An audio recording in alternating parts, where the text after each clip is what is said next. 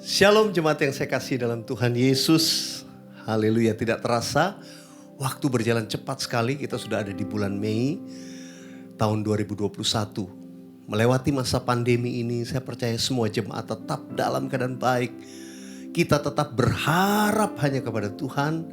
Ya, roh kita biar tetap selalu menyala-nyala dan kita selalu mengucap syukur. Ini penting. Ya, semua jemaat Tuhan, saya rindu kita tetap hari-hari ini banyak ucap syukur. Perkatakan kebaikan Tuhan. Nah, hari ini mari, sebelum saya menyampaikan firman Tuhan, mari kita buka hati kita. Nyatakan nyanyian ini, perkatakan kebaikan Tuhan dalam hidup kita. Amin. All my life you have been faithful. All my life you have been so good. With every breath that I am able, I will sing of the goodness of God. Sekali lagi katakan, all my life, Lord, all my life you have been faithful. All my life you have been so good. With every breath that I am able, I will sing of the goodness of God. Katakan, I will sing of the goodness of God. Sambil angkat tangan katakan, I will sing of the goodness of God. Mari sembah dalam roh bersama-sama. Kiara lama yara nama yara lama ya sangi. Inara nama yara lama ya sando. Kami bersyukur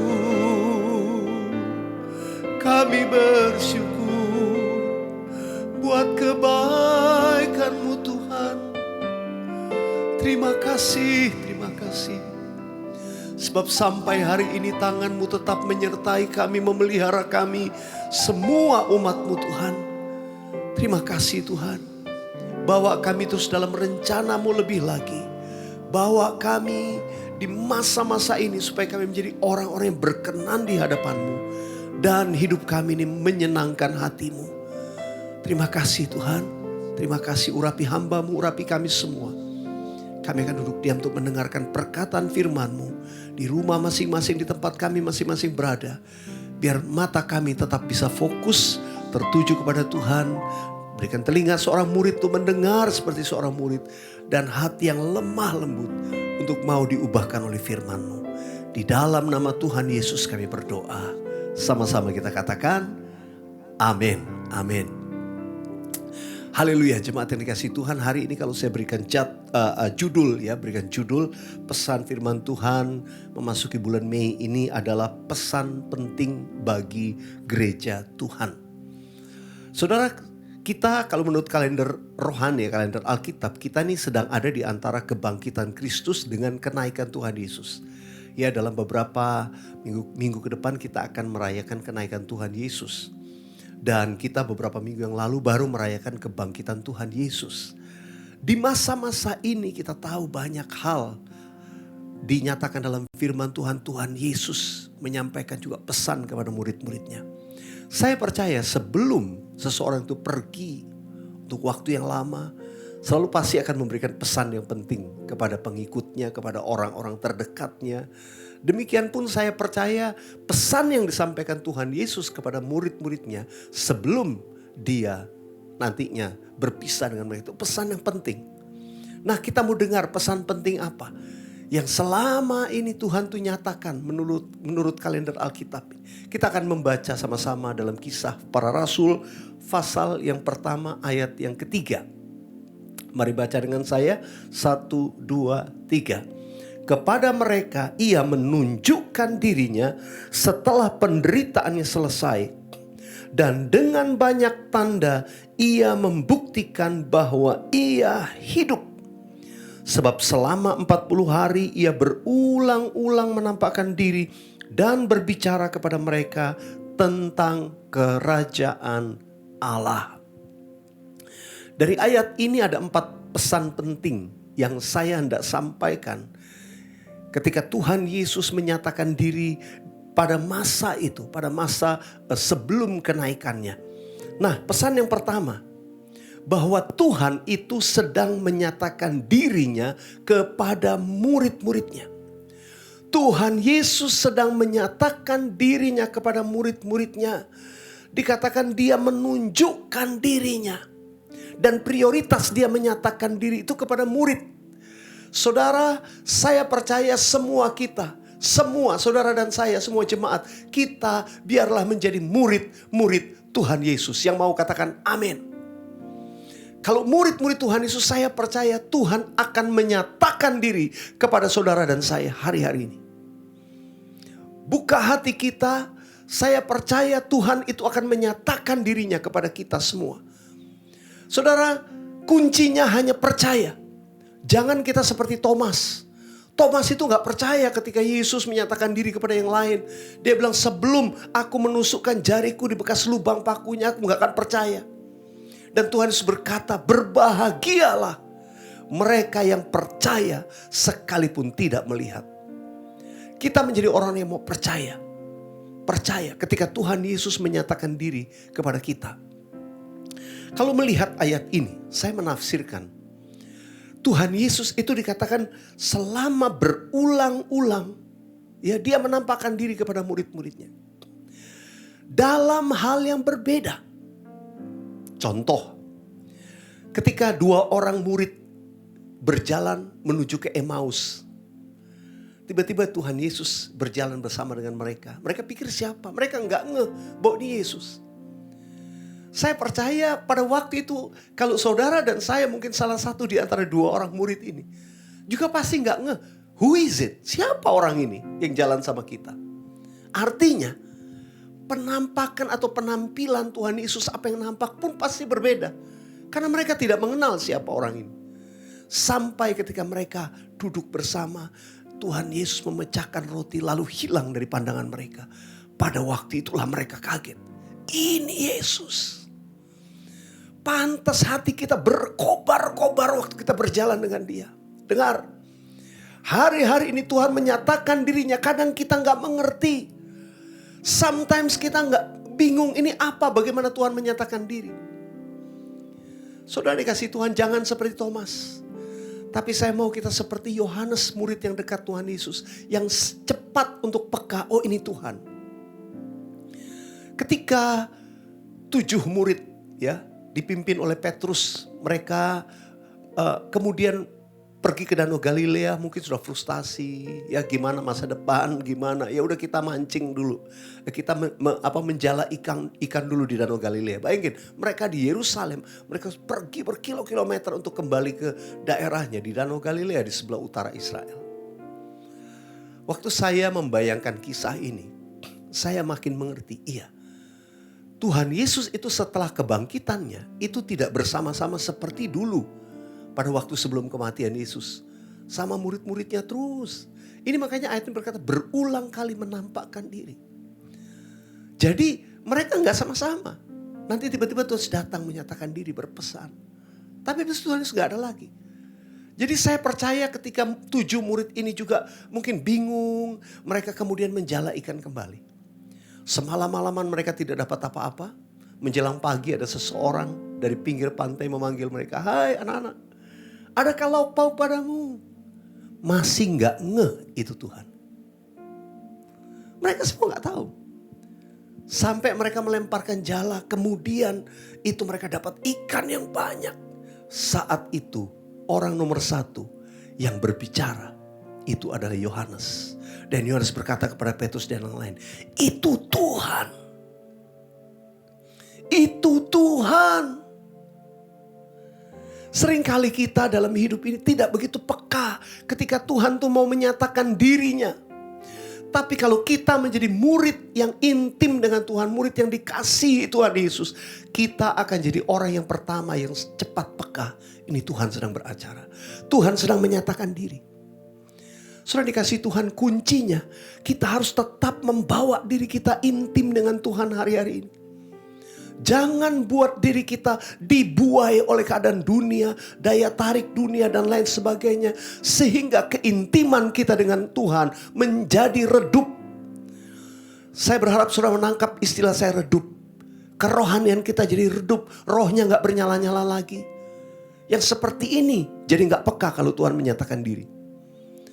Baca firman Tuhan, baca Alkitab. Nanti kita akan peka, ini Tuhan lagi menyatakan sesuatu.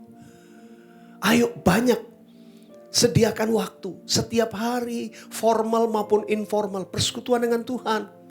Baca Alkitab, menyembah, mau di jalan, mau di mana. Itu akan membuat saudara dan saya punya kondisi rohani seorang murid yang ketika Tuhan menyatakan dirinya, we are ready. Bro, banyak mau hari-hari ini Tuhan menyatakan, kalau Tuhan menyatakan dirinya, dengar. Kalau Tuhan menyatakan dirinya kepada saudara, itu berarti tuntunannya.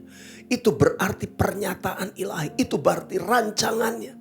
Tapi itu juga bisa berbicara tentang kuasa yang dinyatakan dalam kita. Apapun itu yang kita perlukan, angkat tangan kita. Katakan sama-sama saya. Nyatakan kemuliaan-Mu di tempat ini ya Tuhan. Allahku, beriku belas kasihan-Mu. Amin. Bangkitkan roh-Mu di dalamku, nyatakan kuasa nama-Mu. Serukan, Yesuslah Tuhan, Yesuslah Tuhan, Yesuslah Tuhan. Panggil namanya sekali lagi, Yesuslah Tuhan bagi semua bangsa.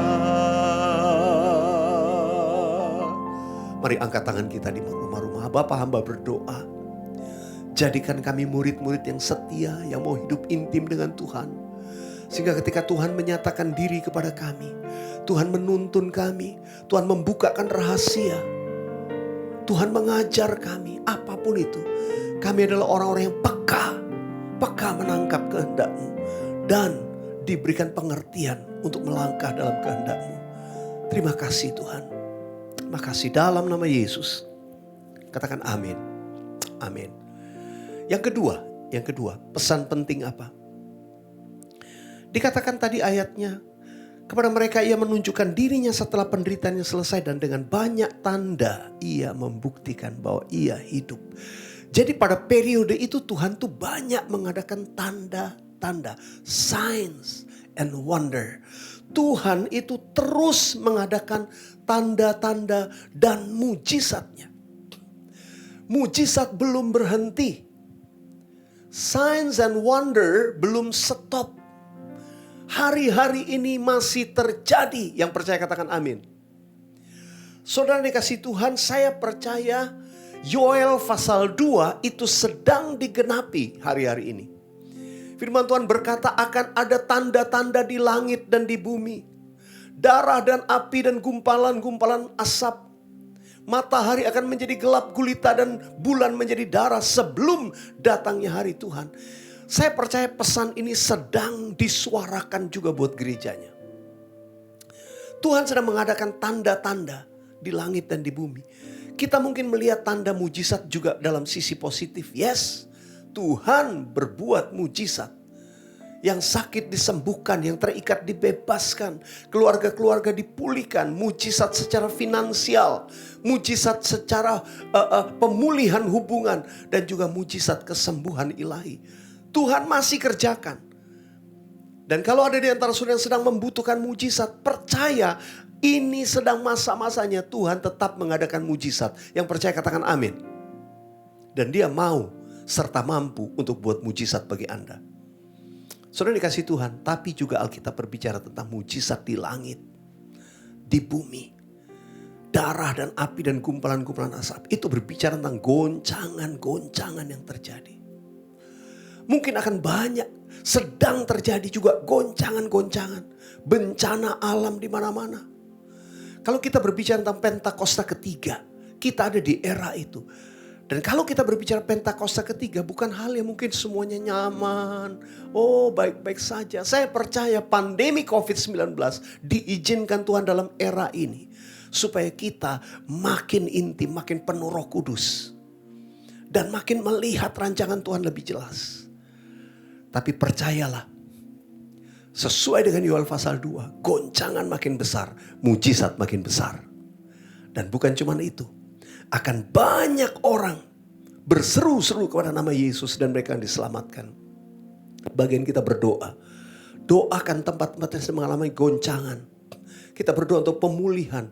Orang-orang yang dipulihkan keadaannya. Daerah-daerah yang dipulihkan keadaannya di Indonesia maupun di bangsa-bangsa. Bencana-bencana yang terjadi juga. Kita tahu silih berganti hari-hari ini. Kapal selam yang tenggelam, kita mungkin sedih. Ada banyak bencana-bencana ya secara alami, tapi juga yang merupakan boleh dikatakan kecelakaan atau accident. Tapi sudah dikasih Tuhan di tengah semuanya. Bukankah itu membuat banyak orang hari-hari ini juga lebih mencari Tuhan? Kita tidak tahu waktunya, tempatnya. Tapi kalau kita sungguh-sungguh dengan Tuhan, kita akan dalam perlindungan Tuhan. Yang perlu kita imani hari-hari ini pesan Tuhan yang penting. Bahwa kita harus banyak berdoa untuk penggenapan janji Tuhan di era Pentakosta ketiga. Yaitu penuaian yang terbesar dan terakhir. Saudara dikasih Tuhan, kita berdoa harus punya satu tujuan yang jelas. Berdoa bukan selfish. Bukan untuk diri sendiri. Saya mau ini nanti tolong Tuhan. Bukan. Iya, itu doa bagian dari doa saudara, gak apa-apa. Tapi doa dalam skala yang besar untuk penuaian jiwa-jiwa. Untuk Indonesia. Saudara dikasih Tuhan. Sebab Tuhan akan terus mengadakan tanda-tanda mujizat di langit dan di bumi. Yang percaya katakan amin. Pesan penting yang nomor 3. Dikatakan sekali lagi ayat tadi. Sebab selama 40 hari ia berulang-ulang menampakkan diri dan berbicara kepada mereka. Diulang lagi, berulang-ulang menampakkan dirinya. Dan saya percaya pada masa itu Tuhan menampakkan diri tadi bagian yang pertama. Tapi bagian yang kedua, Tuhan juga mau menyatakan dirinya kepada banyak orang. Tuhan mau menyatakan dirinya. Hari-hari ini, tangkap ini pesan profetik yang saya dapat.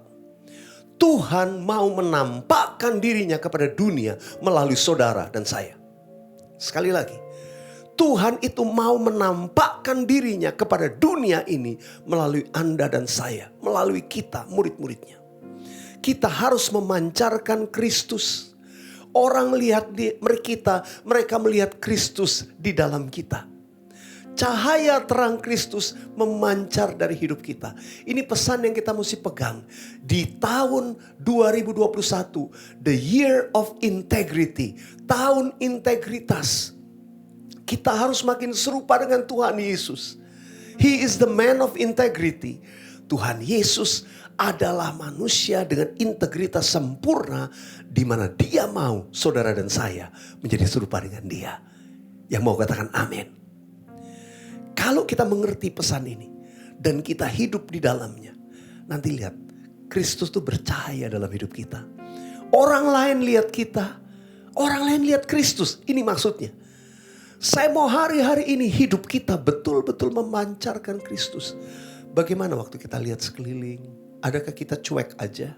Enggak, Tuhan Yesus pada waktu itu penuh dengan belas kasihan melihat orang-orang yang menderita. Tuhan Yesus dipenuhi dengan belas kasihan. Kita juga harus. Tuhan Yesus berjalan dalam kuat kuasa. Kita juga harus. Makanya tadi melewati pesan yang pertama, kedua, kita terus makin sungguh-sungguh.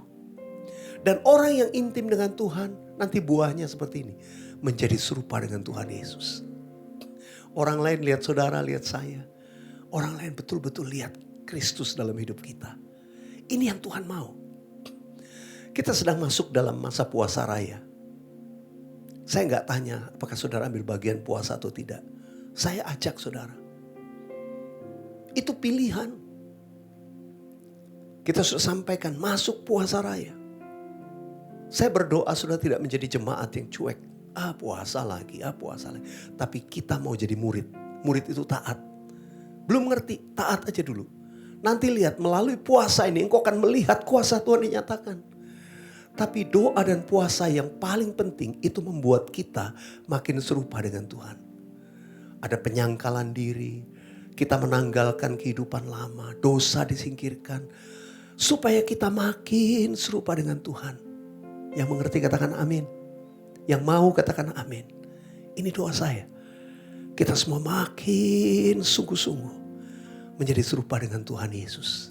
Ayo yang mau angkat tangan kita, katakan sama-sama. Menjadi seperti Kau Yesus. Menjadi seperti Kau Yesus. Menjadi sempurna dalam seluruh hidupku. Katakan sekali lagi. Menjadi seperti Kau Yesus. Menjadi seperti Kau Yesus. Menjadi sempurna dalam seluruh hidupku. Saya berdoa setiap kita mau terus disempurnakan menjadi serupa dengan Tuhan Yesus. Sekali lagi yang mau katakan amin. Yang keempat, yang terakhir. Terus berkata, firman Tuhan berkata bahwa selama 40 hari ia berulang-ulang menampakkan diri kepada mereka dan berbicara kepada mereka tentang kerajaan Allah. Pesan kerajaan Allah itu begitu kuat hari-hari ini dikumandangkan. Di antara berbagai perumpamaan ataupun pesan ataupun pengajaran, saya percaya kalau ngomong to the point, Alkitab ketika mulai dari zaman Yohanes Pembaptis dan Tuhan Yesus, juga murid-muridnya, ada satu pesan yang sangat kuat tiap kali mereka berbicara. Injil itu sangat simpel dalam satu kalimat ini. Bertobatlah sebab kerajaan Allah sudah dekat. Saya ulangi. Ini firman Tuhan, ini Injil yang sesungguhnya dalam kalimat kunci. Bertobatlah sebab kerajaan Allah sudah dekat. Dan kalau kita lakukan itu, kita akan mendapatkan kabar baik. Kalau kita lakukan pertobatan, karena kerajaan Allah sudah dekat, kita akan mendapat hidup yang baru. Kita mendapat hidup kekal selama-lamanya. Dan sudah dikasih Tuhan, pesan ini harus kita kumandangkan sebagai murid-murid Tuhan Yesus. Adakah kita menjadi orang-orang yang tidak berani atau ragu-ragu atau takut atau malu? Kalau kita ngomong tentang second coming, tentang Tuhan Yesus akan datang kembali. Kita dianggap orang ekstrim. Atau mungkin kita dibilang aneh. Boro-boro kita mikir yang di darat, di bumi nih. Kamu udah mikir awang-awang. Sudah dikasih Tuhan, bukan. Ini bukan mikir awang-awang. Enggak. Kehidupan kita di bumi akan berubah. Kalau cara pandang kita adalah surga. Ketika kita tahu Tuhan Yesus akan datang, saya percaya cara hidup kita akan makin sungguh-sungguh dengan Tuhan. Akan menjadi saksi Tuhan. Bahkan juga kita sepertinya berkejaran dengan waktu untuk melakukan tugas yang Tuhan berikan. Saya pribadi hari-hari ini terus merasa seperti berkejaran dengan waktu. Saya harus makin speeding, lebih cepat lagi melakukan apa yang Tuhan suruh. Melalui pandemi COVID-19, Tuhan buat speeding itu lebih cepat lagi. Melalui sosial media, melalui internet, online. Ibadah kita bisa berlangsung seperti ini. Mungkin kalau tidak terjadi pandemi, kita tidak pernah berpikir untuk ministry yang seperti ini. Kita hanya pikir Saudi dalam ruangan gedung. Saya menangkap satu hal. Pentakosta yang pertama terjadi di kamar loteng murid-murid Tuhan Yesus. Dan apa tanda yang waktu itu terjadi? Di rumah-rumah lawatan Tuhan terjadi. Pentakosta ketiga saya tangkap itu lewat gedung-gedung yang besar. Mulai dari William Seymour di Azusa Street. Kemudian KKR, gedung-gedung, tenda-tenda. Sampai pada dekade terakhir ini. Sebelum dekade terakhir ini. Kita melihat, wah di gedung-gedung, di lapangan-lapangan. Itu Roh Kudus dicurahkan. Tapi saya percaya kita memasuki satu era yang Tuhan izinkan. Sehingga lawatan Roh Kudus itu bisa menjangkau batas yang selama ini dalam pemikiran kita, yaitu gedung tempat. Sekarang tanpa batas. Melalui online, melalui network, melalui internet. Kita bisa menjangkau. Saya berdoa orang di Berlin dipenuhi Roh Kudus. Saya doa orang di Amerika, di Australia bisa dilawat Tuhan. Saudara dikasih Tuhan, bukankah ini sebuah percepatan? Kalau kita percaya, mungkin orang yang saudara doakan jauh dari saudara. Nggak ada limit lagi. Telepon, video call, semua. Ministry kita berkembang. Dan jangan lupa, selalu beritakan Tuhan Yesus akan datang. Ayo siapkan diri saudara. Jangan malu untuk dikatakan orang yang ekstrim. Enggak. Lebih baik kita menjadi orang yang berjaga-jaga. Sungguh-sungguh dengan Tuhan, tangkap pesan ini. Kita akan dipakai. Memancarkan Kristus dalam hidup kita. Kita akan mendapatkan tuntunan Tuhan dari waktu ke waktu. Kita akan melihat tanda-tanda dan mujizat terus terjadi di hadapan kita dan melalui kita. Boleh katakan amin. Saya ajak kita nyanyikan ini sebagai satu kesimpulan. Kita mau supaya Tuhan segera datang. Ini doa kita sama-sama. Tapi juga kita menyiapkan diri kita. Haleluya, haleluya. Kalau sudah tahu lagu ini, nyanyikan sama saya. Ya Allah, damai sejahtera, kuduskan aku seluruhnya, agar roh, jiwa, dan tubuhku terpelihara sempurna. Taruh tangan di dada. Hidup kudus, hidup kudus dan tak bercacat di hadapanmu, mulia, suci pada kedatanganmu. Hosana, Hosana, Hosana, datanglah Tuhan Yesus.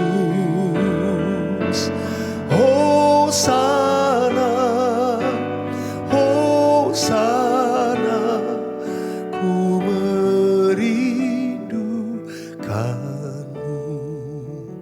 Mari yang merindukan Tuhan, kita buka kedua tangan kita. Saja kita sembah Dia dalam roh. Hiraba shandara batakara laba laba laba laba laba laba laba laba laba laba laba. Sikiara da bayara laba laba laba laba laba laba laba laba laba laba laba.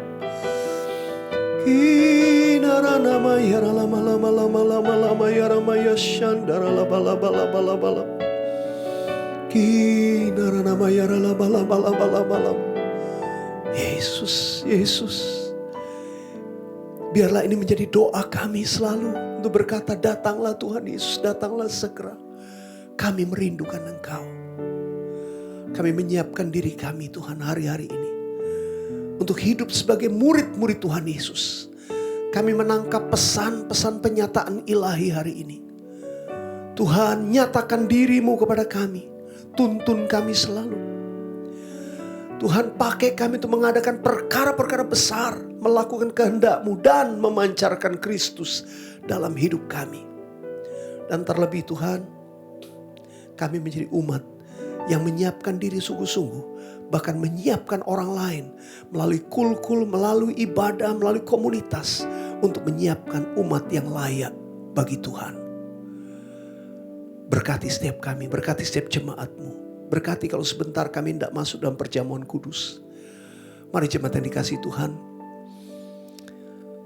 Saya mengajak kita mempersiapkan diri untuk masuk dalam perjamuan kudus. Perjamuan kudus adalah perjamuan Tuhan sendiri. Saya rindu setiap kita, setiap kali masuk perjamuan kudus, melakukan dengan cara yang benar. Saudara siapkan roti, siapkan anggur. Kalau saudara tidak ada anggur atau grape juice, saudara bisa pakai teh tawar yang berwarna seperti kemerahan begitu. Saudara pakai roti atau crackers. Ayo siapkan, kita sama-sama masuk dalam perjamuan kudus. Setiap kali saudara makan roti dan minum cawan ini, kita itu memberitakan kematian Tuhan sampai Ia datang. Saya percaya perjamuan kudus kita akan lakukan sampai Tuhan Yesus datang. Tiap kali kita lakukan, kita ingat akan pengorbanan Kristus di kayu salib. Tuhan Yesus mencurahkan darahnya untuk menebus dosa saudara dan saya. Nanti kalau kita minum anggur, bayangkan itu bukan sekedar anggur atau minuman berwarna merah. Tapi imani, ini darah Yesus yang dicurahkan untuk menyucikan kita. Setiap kali sudah makan roti, ingat tubuh Kristus yang mengalami aniaya sedemikian. Dan dikatakan oleh bilur-bilurnya kamu disembuhkan, demikian pun kita punya iman. Waktu kita masuk dalam persekutuan nih, roti yang dipecah-pecahkan kita makan. Itu membawa juga kesembuhan buat tubuh kita. Yang percaya katakan amin. Mari tundukkan kepala bersama-sama. Kita lakukan dengan cara yang benar, artinya jangan menyimpan dosa. Tuhan, biar kami semua layak di hadapan-Mu. Ampuni kalau kami berdosa, bersalah. Ampuni kami Tuhan, layakkan kami di hadapan-Mu. Biar pikiran dan hati kami bersih. Hati kami terlebih Tuhan, biar hanya terus melekat kepadamu. Terima kasih Tuhan. Sebab firman-Mu berkata jika kami mengaku dosa kami, maka Engkau adalah setia dan adil. Engkau akan menyucikan kami dari segala kejahatan kami. Terjadilah untuk setiap kami umat-Mu di dalam nama Tuhan Yesus. Terima kasih Tuhan. Terima kasih. Berkati setiap kami melalui perjamuan kudus. Kami akan melakukan dengan iman. Mari kita siapkan roti. Sebab apa yang telah aku teruskan kepadamu telah aku terima dari Tuhan. Yaitu bahwa Tuhan Yesus pada malam waktu Ia diserahkan mengambil roti. Kita angkat roti di tangan kanan kita tinggi-tinggi. Dan sesudah itu Ia mengucap syukur atasnya. Ia memecah-mecahkannya dan berkata, inilah tubuhku yang diserahkan bagi kamu.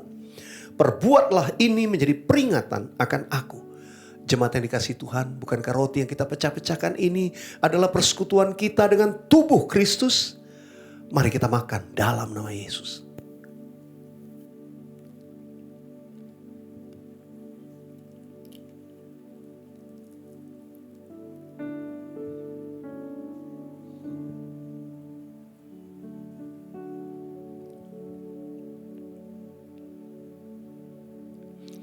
Haleluya. Mari kita angkat cawan anggur di tangan kanan kita tinggi-tinggi. Demikian juga Yesus mengambil cawan sesudah makan, lalu Ia berkata, cawan ini adalah perjanjian baru yang dimeteraikan oleh darahku. Perbuatlah ini setiap kali kamu meminumnya menjadi peringatan akan aku. Jemaat yang dikasihi Tuhan, bukankah cawan pengucapan syukur yang atasnya kita ucapkan syukur ini adalah persekutuan kita dengan darah Yesus? Mari kita minum dalam nama Yesus.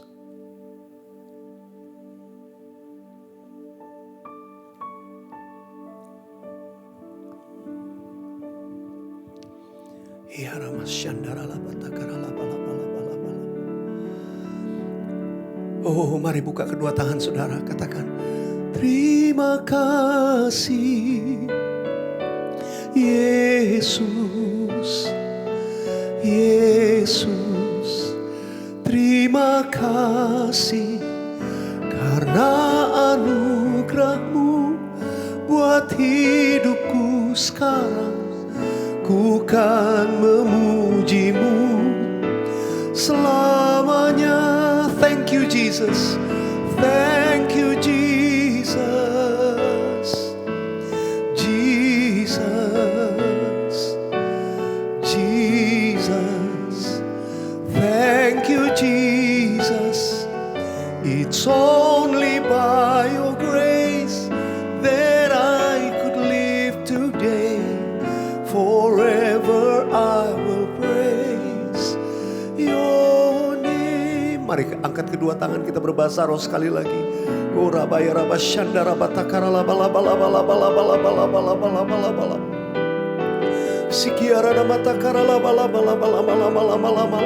Hamba mau perkatakan mujizat kesembuhan turun terjadi di rumah-rumah.